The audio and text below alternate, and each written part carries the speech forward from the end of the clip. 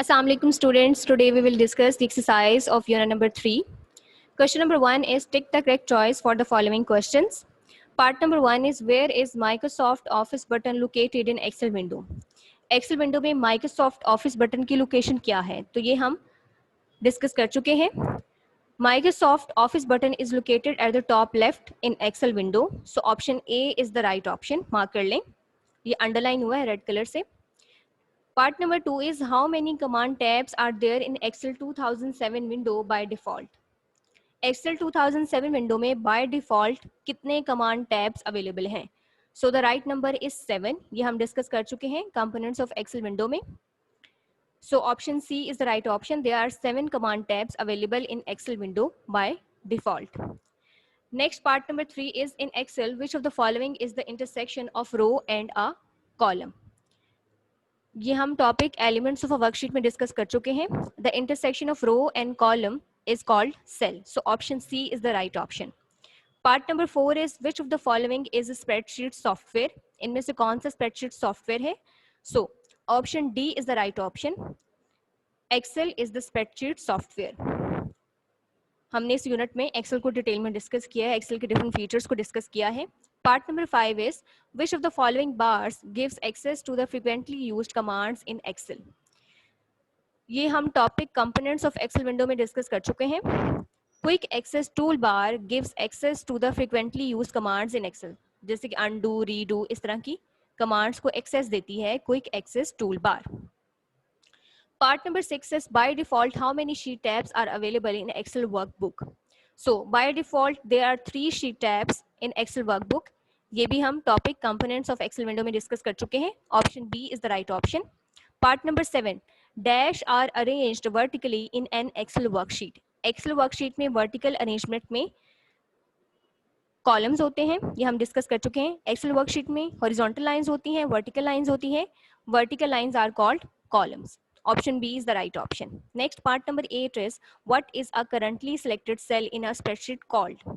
So currently selected cell in a spreadsheet is called active cell. Active cell हम discuss कर चुके हैं. जो सेल currently selected होता है जिसके अराउंड ब्लैक बॉर्डर अपीयर होता है is called the active cell. Option C is the right option. Next, part number 9 dash consists of column letter and row number that intersect at the cell's location. Option A is the right option. Cell address में column letter और row number होता है जो कि cell की location को identify करने के लिए यूज होता है. सेल एड्रेस की डेफिनेशन भी हम डिस्कस कर चुके हैं. Part number 10 what is the purpose of cut paste command? Cut paste command हमने क्वेश्चन नंबर 4 में डिस्कस किया था. Cut paste command moves the contents from one cell to another location. Cut paste में हम क्या करते हैं? Contents को कॉपी करते हैं और कॉपी करके जब हम उसको नेक्स्ट रेंज में पेस्ट करते हैं तो इस केस में क्या होता है? पहले वाली रेंज में डेटा डिलीट हो जाता है जहां से हमने इसको कॉपी किया है. तो हम इस टर्म को ऐसे कह सकते हैं कि कट पेस्ट कंटेंट्स को मूव करने के लिए यूज होता है from one cell range to another cell range. तो कट पेस्ट में क्या होता है? इनिशियल लोकेशन से डेटा डिलीट हो जाता है जहां से कॉपी किया होता है, तो ये मूव की रेंज में आ जाती है. Moves the contents from one cell to another location. Next, question number 2, fill in the blanks. Part number 1, dash is a computer application which displays data in multiple cells, usually in a two-dimensional matrix or grid consisting of rows and columns. अभी हमने discuss किया है Excel के बारे में, और Excel discuss करने से पहले हमने स्प्रेडशीट को डिस्कस किया था. स्प्रेडशीट एक कंप्यूटर एप्लीकेशन है जो कि डेटा को रोज एंड कॉलम्स की फॉर्म में रिप्रेजेंट करने के लिए यूज होती है. तो यहाँ पे ब्लैंक में आएगा spreadsheet. Next, part number 2 is dash is a file created by Excel spreadsheet application. तो एक्सेल में जो फाइल क्रिएट होती है वो बेसिकली वर्कबुक है. यहाँ पे वर्कबुक आएगा. Next is dash is a single page in workbook. Workbook के सिंगल पेज को वर्कशीट कहते हैं. ये भी हमने डिस्कस किया हुआ है. Next one is next to the Microsoft Office button is dash. Microsoft Office button के फौरन बाद क्या है? Quick access tool bar. Quick access tool bar frequently use commands तक एक्सेस देती है जैसे कि अनडू, रीडू. तो यहाँ पे आएगा quick access tool bar. Next, part number 5 dash bar displays the contents of the active cell and the formula as user types them in an active cell. तो एक्टिव सेल की contents किस bar में display होते हैं ये भी हम discuss कर चुके हैं in the topic components of Excel window. Active cell के कंटेंट्स, एक्टिव सेल में जो भी डेटा एंटर किया जाता है वो फॉर्मूला बार में शो होता है। यहाँ पे आएगा formula. Part number 6, dash box displays the reference of the active cell. तो यहाँ पे आएगा नेम। नेम बॉक्स में एक्टिव सेल का एड्रेस शो होता है, रेफरेंस शो होता है, जिसमें कॉलम लेटर होता है और रो नंबर होता है। Part number 7, selecting more than one cell is known as dash. एक से ज्यादा सेल्स की selection is called cell range. ये हम डेफिनेशन इसकी डिस्कस कर चुके हैं in question number 4। Part number 8, dash is the use of fill handle to copy data and sequences across a range of cells. Auto filling data feature हम discuss कर चुके हैं। Auto filling data feature use करते हुए हम sales की range में data automatically fill कर सकते हैं। यहाँ पे आएगा ऑटो फिलिंग।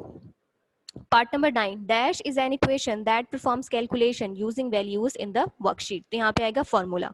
फॉर्मूला बेसिकली एक इक्वेशन है जो कि वर्कशीट की वैल्यूज को यूज करते हुए कैलकुलेशन परफॉर्म करती है। Part number 10, dash are predefined और बिल्ट इन फॉर्मूलाज। तो फंक्शंस हैं वो प्री डिफाइंड या बिल्ट इन फॉर्मूलाज हैं, बेसिक में है। For example max function, min function, average function, sum function. Part number 11, dash function returns the largest value from a supplied set of numerical values. तो max function largest value return करता है। Max से हम maximum ले सकते हैं। Max function maximum या largest value return करेगा from the supplied set of numerical values, या आर्गुमेंट में जो वैल्यूज प्रेजेंट होंगी उनमें से लार्जेस्ट वैल्यू रिटर्न करेगा। Next is when users cut or copy text, it gets placed on the dash. जब भी हम कोई डेटा कट करते हैं या कॉपी करते हैं तो ये क्लिपबोर्ड पे चला जाता है और फिर क्लिपबोर्ड से हम इसको दोबारा एक्सेस कर सकते हैं। यहाँ पे आएगा clipboard. Part number 13, dash is the type face of text and it is a set of characters used in typing of text in a particular style. ये हमने डिस्कस किया था। टेक्स्ट की जो ग्राफिकल रिप्रेजेंटेशन है या ग्राफिकली जो style है वो फॉन्ट होता है। तो यहाँ पे आएगा font. Font is the type face of the text. Last part is dash are the graphic representation of data entered in a worksheet. ये हमने लास्ट पार्ट्स में डिस्कस किया था question number 5। Charts are the graphic representation of data entered in a worksheet. Next is the question number 3, match column A with column B. Column A में सबसे पहले है spreadsheet. तो स्प्रेडशीट को match करेंगे एक्सेल के साथ। Excel is a spreadsheet software. Next हम देखते हैं रिबन। तो रिबन में कमांड टैब्स हैं, इसको मैच करेंगे कमांड टैब्स के साथ। उसके बाद active cell. Active cell is currently selected cell, तो इसको हम मैच करेंगे करंटली यूज्ड सेल के साथ। उसके बाद है नेम बॉक्स। तो name box displays the reference of the active cell. तो यहाँ पे क्या करेंगे, हम नेम बॉक्स को मैच करेंगे विथ सेल रेफरेंस। उसके बाद है auto filling. Auto filling basically is the use of fill handle to copy data and sequences across a range of cells. तो यहाँ पे ऑटो फिलिंग को हम मैच करेंगे फिल हैंडल से।